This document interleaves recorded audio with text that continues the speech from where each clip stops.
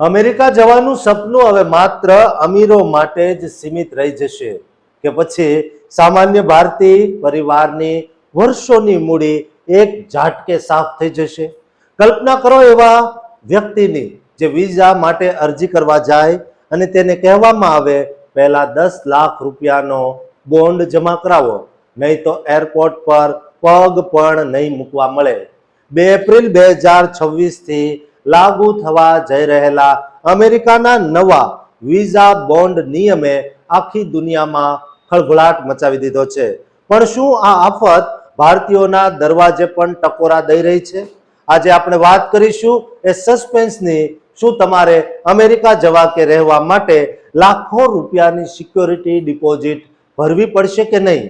આ માહિતીસભર અહેવાલ અંત સુધી જોતા રહેજો, કારણ કે તમારી એક નાનકડી જાણકારી તમને મોટી મુસીબતમાંથી બચાવી શકે છે. મિત્રો, અમેરિકા દ્વારા વિઝા નિયમોમાં કરવામાં આવેલો તાજેતરનો સૌથી મોટો ફેરફાર અત્યારે વૈશ્વિક સ્તરે ચર્ચાનું કેન્દ્ર બન્યો છે અને 2 એપ્રિલ 2026 થી એક કડક પોલિસી અમલમાં આવવાની છે, જેના કારણે પસંદગીના 50 દેશોના નાગરિકોએ અમેરિકાના B1 બિઝનેસ કે B2 ટુરિસ્ટ વિઝા મેળવવા માટે હજારો ડોલરનો વિઝા બોન્ડ જમા કરાવવો ફરજિયાત બનશે.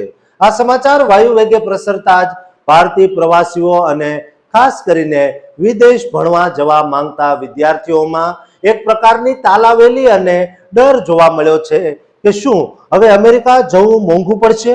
સૌથી મોટો સવાલ એ છે કે શું ભારતીયોએ અમેરિકા જવા માટે લાખો રૂપિયાનો બોન્ડ ભરવો પડશે? તો તમારું મગજ વધારે વિચારે એ પહેલા તમને સ્પષ્ટ કહી દઈએ કે આ સવાલનો જવાબ નામાં છે. હાલમાં ભારતીય પ્રવાસીઓને આ વિઝા બોન્ડ પોલિસીમાં સામેલ કરવામાં આવ્યા નથી, જે આપણા માટે ખૂબ જ રાહતના સમાચાર છે. અમેરિકાની આ નવી પોલિસી મુખ્યત્વે એવા દેશો માટે બનાવવામાં આવી છે જ્યાંથી આવતા પ્રવાસીઓ વિઝાની મુદત પૂરી થયા પછી પણ ગેરકાયદેસર રીતે અમેરિકામાં રોકાઈ જાય છે, એટલે કે ઓવરસ્ટે કરે છે. સદનસીબે ભારત આ લિસ્ટમાં સામેલ નથી, તેથી ભારતીય નાગરિકો હાલની પ્રચલિત સિસ્ટમ મુજબ જ કોઈ પણ વધારાના બોન્ડ વગર વિઝા માટે અરજી કરી શકશે.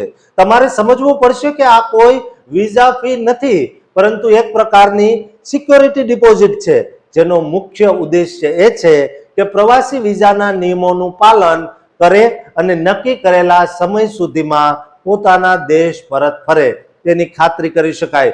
જો પ્રવાસી સમયસર પાછા ફરે તો આ વિઝા બોન્ડની પૂરેપૂરી રકમ પરત કરી દેવામાં આવે, પરંતુ જો નિયમનો ભંગ થાય તો આખી રકમ જપ્ત કરી લેવામાં આવે.